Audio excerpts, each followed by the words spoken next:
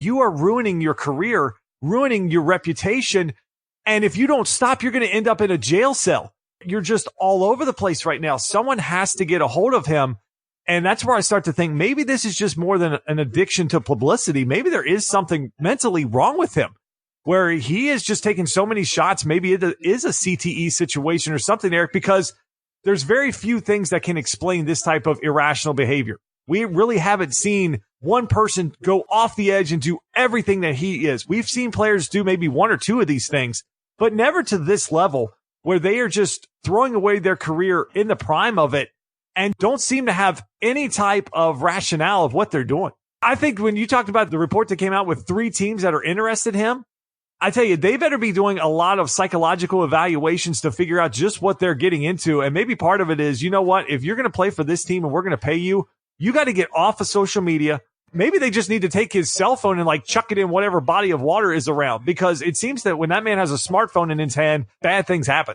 And the final thing I'll say on this, at least for this episode, because I'm sure there will be more, I actually get driven mad by the hashtags that he uses and sort of this whole victim mentality that he has, because he has made so many of these choices on his own or with his enablers, like you said. Yeah.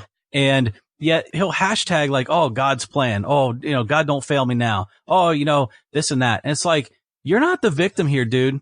You're not. This is something that has happened to you because of the choices you've made and the behaviors that you've had. I'm pretty sure God isn't sitting up in heaven going, yep, you have rape allegations against you. You owe people money. You've got bad debts. You've been a distraction to your teams. Yep, that's my plan. Well, if he is, he's the modern day Job, because he's going through just about everything at this point, except the only problem is he's brought it all on himself. This is Plaxico Burress. You don't feel sad for someone that takes a gun in, drops it down through their sweatpants and shoots themselves in the leg. That's on them. And until Eric, he realizes that or gets people in his life that can help him realize that, I don't see it changing right away, because giving up the money, getting basically kicked out of the league, it didn't stop him on Twitter this weekend. So we go from one diva wide receiver to a team that got rid of a diva wide receiver in the offseason, and now they've gotten rid of their quarterback as the New York Giants. They made the move last week to get Eli Manning out, put Daniel Jones in. Didn't go so well in the first half of this game. Giants found themselves down by 18 points. Oh, and they also lost Saquon Barkley, it looks like, for 4 to 8 weeks with a high ankle sprain. But as we talked about with the Tampa Bay Buccaneers last week, Eric, this is a team, they win the games that you think they're going to lose, and they lose the games that they should absolutely win. That's what they did on Sunday. They miss a field goal late in this game as time was expiring that would have given them the victory. Instead, Daniel Jones gets his first win, 2 touchdowns through the air, 2 on the ground. New York is going crazy. The media is going crazy for the love for Danny Dimes. But what's your thoughts on Daniel Jones after his first start? Well, I can't say that he played poorly, can I? I mean, he came in. Not from a fantasy standpoint, he didn't. That's absolutely right. 35? 336, through the air, 2 touchdowns. You mentioned it, through the air and 2 on the ground. I mean, he was their lead rusher. Now, Saquon going out early certainly impacted that. But and you, this guy, and me, since I drafted him first in 2 of my 12-person leagues, which I absolutely hate, by the way. Might I digress for just 1 minute? I hate picking first in a 12-person fantasy league, because how many times have we seen Adrian Peterson, David Johnson, now Saquon Barkley? I mean, it's not their fault. I'm not blaming Saquon. So before anyone starts mad tweeting me, I'm not. No. I am not. I love Saquon Barkley. I feel horrible for the guy. We said this was going to happen somehow. He was going to get hurt this year. But either way, it's just terrible. Picking first, and then you don't pick again until the 24th and 25th picks. And by then, you're picking, middle round guys. So once you lose that first pick for weeks at a time, that's a tough blow to your fantasy season. Now, Daniel Jones, love him or hate him, you can't make that distinction after a small sample size of 1 game. However, I think he rushed more in this game than Eli has in his entire career. So the first time in a long time that the Giants have a mobile quarterback, and you saw their offense even without Saquon Barkley, Justin, they looked a little bit more dynamic, especially in that second half when it looked like the game was going to Tampa Bay, and Daniel Jones just said, no, we're not giving up. We're going to keep playing. And we're going to keep scoring points, and maybe we can come back in this football game. And lo and behold, they did with his 4 touchdowns. I don't know what's not to like. And again, I know they're playing the Tampa Bay Buccaneers. It's not like they played the Rams or the Patriots or something like that, but you play who's on your schedule. And for this week, week 3, they played the Tampa Bay Buccaneers. They were down big and Daniel Jones brought them back. I don't know what's not to like about that. Now, if the Bucs make that field goal at the end of the game and the Bucs win, Giants lose, how do you think the narrative changes on this? Or for do me, you think it doesn't at all. Yeah, for me, it doesn't, because Daniel Jones' performance would still be the same. Giving up that field goal at the end is on the Giants defense. So, all in all, I think the Bucs should have made that field goal. I think the Giants should have lost that game, but that doesn't change what Daniel Jones brought to the football game and brought to the team. As I said, he's a mobile quarterback. He threw for 336 yards. I just haven't seen Eli look like that in years. So to me, I think it's a net positive either way. My thought was after the game was the word just hope. And I think as a Giants fan, if you're out there, that's what you're thinking right now is you finally have hope that you have the replacement for Eli Manning because that ship had sunk. It wasn't still sailing. It wasn't slowing down. It had sunk.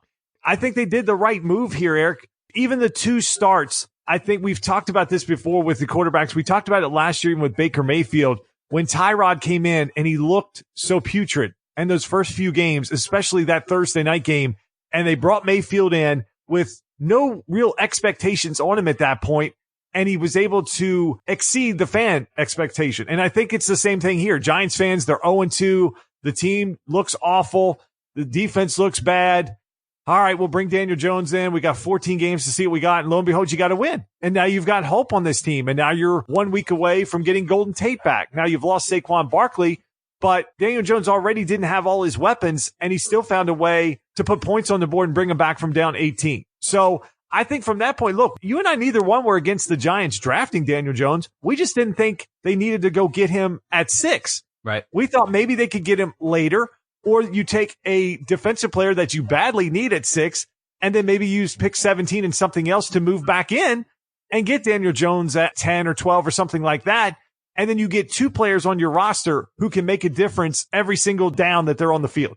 That was our only issue with it at that point, because they traded back into the back end of the first round to pick up another player. So who's to say you couldn't have jumped back in and gotten Daniel Jones and gotten a really good player at 6? We weren't against it. We just didn't like the position. We just thought they could have manipulated the draft a little better. But this whole notion that everybody was against Daniel Jones, I don't think most people look, you can only go on what you see in college. And it wasn't like he had these huge stats that jump out. We don't get to go to see Duke practice. We're not at pro days. We're not in Giants practice. We're not watching him on the board. And any of those things as a fan, we're blocked from those things. So you're making your perception of someone off of what you see, which was him at college, what you can read, his statistics, and then what you can analyze from people who supposedly know the sport. And most people weren't high on him at 6. So this whole notion of them against the world, I think a lot of people want this guy to succeed because ultimately the league is better, Eric, when teams like the Giants are good. When your marquee cities have a good team or have a good player, it's ultimately better for the league because it's more content, it's more storylines, it's more headlines for the league. So I just thought for Giants fans, Eric, after the game, I just thought they had to have a lot of hope at that point. Yeah, and you look at the fact that Evan Ingram had 113 yards, Sterling Shepard got 100, and then Slayton had 82. And as you mentioned, really spread it around. Tate's coming back. And I haven't seen Manning get a bunch of guys ingrained in the offense like that in a long time. Then you add Tate into that in a couple weeks. I think there's just so much potential here with a quarterback that's able to run and throw. It's the same thing I said last week. I think that when they started looking at the film, they saw plays out there, either where Eli could have scrambled, deep shots he could have taken, pushed the ball down the field, and he couldn't do it. Either the line didn't give him enough time and he wasn't mobile enough to make any type of move to make it. I just think Pat Shermer said, look, there's plays to be made in this offense. Eli's not doing it. We got to get the young guy in there and we can groom him and teach him everything. And look, Eli seems like he's in a good spot right now, Eric. He seems like he's happy enough to be the mentoring role. He's still making his money. He's in the same area. It doesn't seem like the Giants want to move on from him. I still look for him. I know that there's a lot of speculation out there, but I just can't see him playing again next year unless he wants to uproot his family and go somewhere else, unless your Jets want him. I don't want him. I don't think you're going to want that. So I think Giants fans have to be happy. Another two teams that have to be happy with their quarterback play so far, Chiefs with Patrick Mahomes, Ravens with Lamar Jackson. They matched up for the big game in week 3 here, Eric. This game started out, Ravens got a big drive. Mark Ingram punches it in. And then the Chiefs took over this game, got up by double digits. Ravens came storming back, but this wasn't exactly the game script that plays into the Ravens' hands. They had to have Lamar Jackson throw it 43 times. He completed 22 of those passes. So it ended up 33-28 Chiefs. So after watching this, do you have more confidence, less confidence, or the same in Lamar Jackson? It does go down a little bit. And we talked about the risk that we might see in this week 3 because Baltimore played 2 weaker teams in the first couple of games.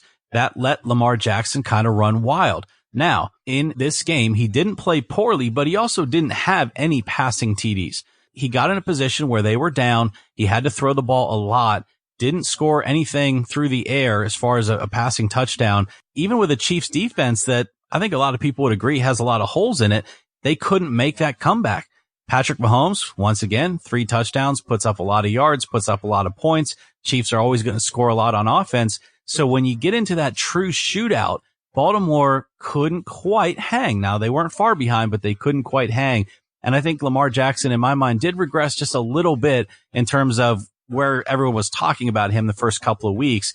Now they've played a tougher team. He looked good on the ground, certainly offers them another dimension. I think he had almost 50 rushing yards and a rushing touchdown. So he adds a better dimension there than what a Joe Flacco did. Certainly. Maybe I shouldn't have said that, with the sensitivities of Denver right now. Go there. I just calmed down from the AB stuff. Now you bring that up.